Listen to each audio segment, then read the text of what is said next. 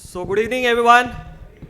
So thanks a lot, Kirtan. I think you had a power-packed presentation, and the fact that this will be the last presentation from the speaker, it makes my job much more difficult. You would have gone through so many presentations since yesterday, and many of the points which I would like to bring about may be similar to what other speakers would have spoken. But then I'll try to make it as brief as possible. I have, I think, 15 minutes to dwell some points which many of know, but what happens sometimes it is when we speak together, when we put our thoughts together, many times it registers better in our minds. So I would like to first of all put a big round of applause for all of you because you've been applauding everyone. A big round of applause to each one of you because you have taken that choice that you want to be the future wealth generators for your client. I sincerely believe that you are the guys who are doing the actual, financial inclusion. It is not the cup of tea for many of the large institutions to reach the last mile. I'm so happy that so many, partners of ours were there since last 2 days, and you are the guys who are bringing that change. So what I want to present today is the opportunity, which I'm sure since yesterday, many of the speakers would have taken you these numbers. India's GDP today is 3.7 trillion. Don't get, too perturbed with the numbers, right? Numbers are there. Every one of us knows these numbers. In 2025, we are slated to reach 5 trillion, yeah? That will happen for sure. So 2023, we are already at 3.7 trillion. GDP in INR is 296 trillion. Our market cap to GDP is 95%. The main thing is in 2047, there is a report by Ernst & Young which says India at 100, which is 2047, after 100 years of our independence. Where will India will be in terms of our GDP? We're talking about 5 trillions in 2 years' time, but we will be astonishing 25 trillion by 2047. It is a report by Ernst & Young and not by some mutual fund, right? If we have the same kind of trajectory, in fact, we've taken lower projections. If in 2047, our INR, if it appreciates by 3% every year, which has been the trend for so many years now, our INR USD will be 163 odd. So GDP to INR will reach 4,075. And if at that time, because obviously we'll become such a large GDP, we can't expect that our market cap to GDP will be again 95%. Let's take it is only 80%. The kind of market we'll be in, market cap to GDP will be 20 trillion, market cap in INR will be 3260. These are big, big numbers. And we can be having a Nifty at around 2 lakh. That is the kind of, expectation we can have clearly. And it is not that 2 lakh can't happen. We have grown by at least 12 to 15% in last at least 15, 20 years. Can we grow by 10% CAGR? Can we all grow by 10% CAGR in next 10, 15 years? We will. So if that happens, obviously our Nifty will be around 2 lakh crores. Now what we want to tell you all is, what is the MF AUM in INR? 46 trillion, okay? Which is 60% of our GDP. If today our GDP is 296 trillion, 16% of it is MF AUM. Now, if we extrapolate it to 2047, as per our above example, if GDP is 4,075, the expectation is that our MF AUM can grow, has the opportunity to grow 14x with the same kind of 16% of the market. But if we become more efficient, if we are able to bring in more efficiencies, we can always grow by 40% on the AUM to GDP ratio, right? Then the expectation or the opportunity is that the AUM growth can be 35x. Now, all of us have to be part of this dream. This is a dream for our country, India, that this is what we are chasing for next 10, 15, 20 years.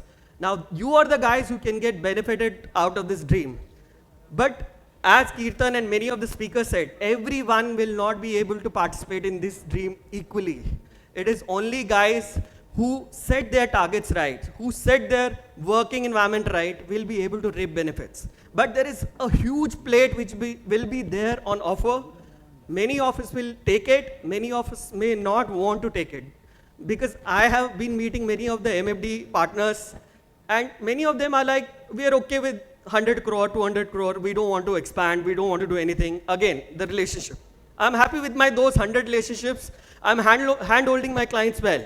But at the same time, I've met some MFDs who are working overnight, overtime to ensure that they work lots on their technology and other things and extrapolate from here. So how will the MF industry grow? How can you all grow? Is that I want to dwell upon. So how was the business done in earlier avatar till say around 2019-20? We had limited products. Most of us used to only sell mutual fund, plain vanilla mutual fund. We had limited reach. Again, that's 100 client, 50 client whom we know, or we used to work a little bit on referencing, but there was no technology involved. There was no scientific approach which was taken by most of the MFDs. It's more of a relationship management job, which we used to do. There was lower volume and there was huge amount of commissions. We were in the era when, because of upfront, entry load, we used to get 4% also, because I come from your side of the table just 3 months back. I was on the sales side. I was on the, I was in direct equities advising clients what to buy and sell. The kind of money we used to make as advisors was quite high, because that was the era where high incomes were being generated. But what is the scenario now? The scenario now is we have to compete with some of the very, very bright minds who are organized. You have to compete with banks. You have to compete with lots of firms who are coming from abroad. I don't know how many of you know, there is every day lots of registrations happening from outside, or there is lots of interest from outside India where firms want to come to India. These are small, small boutique firms who want to set shops in India in the wealth management space. And they come with lots of experience, data, they have more with their, they have more experience in this domain. So those guys are also our competitors. So what we need to do is, we need to now have a multi-product approach. Obviously, mutual fund will be our larger portion of it because it's easily understood. Maybe most of your clients will also understand. But we can't shut our eyes that I'll not sell PMS, I'll not sell AIF, I'll not sell a debt kind of investments. I don't want to sell gold, because that may not work now, because if we don't give that multi-asset allocation portfolio to our clients, somebody else will come and do that. And they may be able to prove to client that yes, scientifically, this is what should be done. So we have to ensure that we get into that multi-product, focus mindset. The other thing which has happened is that we have to now come out of our comfort zone and try and reach the audience, more and more audience. You sitting in Kerala doesn't mean that you can only, get clients from Kerala. The entire country is your universe. The entire world is in your universe. But how do we reach there? Personally, can we reach thousands of clients? One-on-one, can we do that? We can't do that. But what we need to do is we need to see for technological interventions which can help us to reach there. I know lots of MFDs who have set up offices, large teams to ensure that they work on the digital side of business. They are getting clients, MFD sitting in Chandigarh is getting a client from Bhagalpur in Bihar. He sitting there is getting a client from Thrissur. But opportunity is same for you all. What we need to figure out is, can I do some digital intervention in my business and look for a wider audience. Don't get myopic that if I am in Kerala, this is what my business is. Or maybe at the most the expats who are living in outside India are my clients. Every guy in India can be your client. Every expat outside India can be your client. Now, obviously we all know margins are shrinking. The only way to mitigate that is how do we work on higher volumes. That is the only way which can help us to de-risk our portfolio. You can't be relying on top 20, 30 clients and be happy about it. Because if we don't keep getting higher values, what will happen eventually, you will not be able to, we don't know what will happen tomorrow. We've seen so many changes happening from the regulator for last 3-4 years, right? In fact, 8-9 years. What we all have to ensure is that we work in ensuring that we keep working on how to get new and new clients on the board. And technology, I've already spoken. Technology is not some gizmo word that you need to know some programming, you need to know some very, very technical things. Technology is more, you should be adaptable. You should ensure that digital media is a very, very strong media. As Mr. Padmanabhan said, he gets lots of his clients from Twitter, right? It is, you all have to ensure that we understand what is happening on the digital space. We can't be out of it. At the same time, if we feel that we're not, into it, you can easily, hire someone who knows about it. All the young kids on the block these days, you pay them 40, 50,000 also, would know probably better than some of us, right? Because they are into this social media thing day in, day out. Can we hire somebody who's better at the job? What does a corporate do? A corporate, it is not that MD or the CEO knows everything. But what is the job of a CEO or a MD? He gets the right people on the right place. That's what you are the CEO and MD of your organization. Whatever big organization, you are the karta dharta of your organization, right? Get right people. If you feel that you can grow by employing more people in their domain, employ. Don't be hesitant. Don't have that complex, what if my client details get divulged? Nothing happens. The universe is so large, you will keep getting lots and lots of clients. You need to get right people to do the right things for you. And what are the building blocks for all of us? What are the building blocks? The two building blocks which we feel that will help you all to ensure that we reach where we want to reach. One is self-development, and the second is client acquisition. Because client acquisition is the most important thing which will help us to grow exponentially. If we don't keep acquiring clients, please don't be in any illusion that my 100 clients will stay with me forever. There will be enough competition, lots of people going to your clients, maybe some other people coming and giving some better solution, we never know.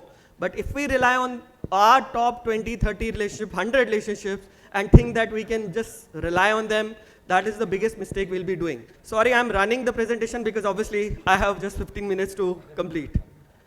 So what are the things which can help us develop ourselves? Obviously, most of the speakers have spoken about it. Knowledge is the most important thing because we are in an industry which is knowledge driven. It is not an industry where without knowledge we can work. All of us, as Kirtan has said, Rameshji has said, most of the speakers are saying, knowledge is the most important and basic requirement which we all need to possess. And knowledge is something which has to be acquired on daily, hourly basis. It is one thing which can't happen that you've acquired some knowledge and it is done. You have to keep acquiring, upskilling yourself from time to time on products, markets, and PMS AIF. PMS AIF is growing at a very, very exponential speed. We can't tell ourselves that, okay, I don't want to get into PMS AIF, I'll not learn about it. It doesn't work. Because if your client already has, say, 10 crore, 5 crore investment with you, if you don't give him PMS, there are analytics being run, somebody else will come, they will take the client only for PMS AIF. But what happens, you are giving that guy a foot in the door, a competitor foot in the door of the client. While as if you give PMS and AIF to your client, he obviously will remain with you because he's not got exposed to some other people. On the skill side, selling, we all know, time management, communication, and behavioral. These are things, I think enough has been told about these things since last 2 days. Client, and there is a study which says majority of the client you can acquire through referrals. We have to ask referrals with each and every client of ours. It may happen that out of, if we ask only few clients where we are comfortable, you will get 2, 3 of them, right? But if you ask for referral from each and every client of yours, the probability of you getting more clients is much, much higher. We can't leave even one client whom we don't ask for referrals, testimonials. Again, social media, use it. Ask your clients to refer you on social media. Tag you and then give your name that my advisor is helping me really well. So that's how your reach will go up. You'll have to do lots of events and lead management. I think many of the AMCs would be ready to sponsor your IAPs. Please come forward. We are very okay and we want to invest on IAPs. Please use that. Get events because that's where you'll get more and more clients. And social media I've been talking about. Client retention is the most important thing. This is one chart which is very, very important. This chart says that if you have 100 clients, They do a SIP of 10,000 for 20 years. Again, if you get somebody for retirement planning for next 20 years, revenue, we are taking it as 1% average, annual returns of 12%. The fact is that first 10 years may give you a revenue to you all of just 0.94 lakhs, but next 10 years will give you a revenue of 5.45 crores. So granular business, long-term business, working at a very average return, this is the kind of money we can make. So it is very, very important that we work on these granularities because this will make your AUM very, very stable. So this is the PMS market. I want to dwell a little bit on PMS. What is the market size? From 4 lakh crores in October 21, we see that that market will become 24 lakh crores in 2031. So 6x opportunity. We can't shy away from it. This is a reality. If I don't do it, somebody else will come and take from my client's pocket, right? So I have to protect that. For that, please make sure that we are talking to our clients on all asset classes. And this is one of the final points. Please don't ignore millennials. You know, they are a large population of our country, and these are the guys who are more financial savvy. They are more tech savvy. They understand markets, and they are the guys who have aspirations. They have much more aspirations than you, me. I think much more aspirations than our generation. They are the guys who want to create wealth. They want to get into financial planning at a much younger age than what all of us have done. They want, if their first salary comes, can somebody tell them 2,000 SIP, 5,000 SIP? We have to teach that concept, catch them young. That's what I call it. Why don't you go to any college and do the IAP? Use us. We can go to any college, do the IAP. You know, MBA students who will be graduating in 1 year's time, getting a job. Let's train them now and give our contact to them. Boss, when you earn your first salary, contact me. I'll tell you how to do your financial journey prudently. So it's very important that we catch them young because that will sustain over a period of time. Last point, we do lots of educational series with our partners. So one of them being this extraordinary classroom sessions, online sessions which we do, which happens every Saturday from 11 a.m. to 12:30 p.m. These are some data points regarding that. We call lots of industry experts, lots of stalwarts of the fraternity. And these are, taken very well by our partners. We have done it in association with Upgrads. Please use this. I'm sure our local team would be sending invites for this. I would urge you all to please ensure that you be part of it because lots of learning can happen. Because this is one thing which will help us to give us lots of motivation, and many a times lots of knowledge series are run on it. So that's what we wanted to. Thanks a lot for your time and thanks a lot for your patience.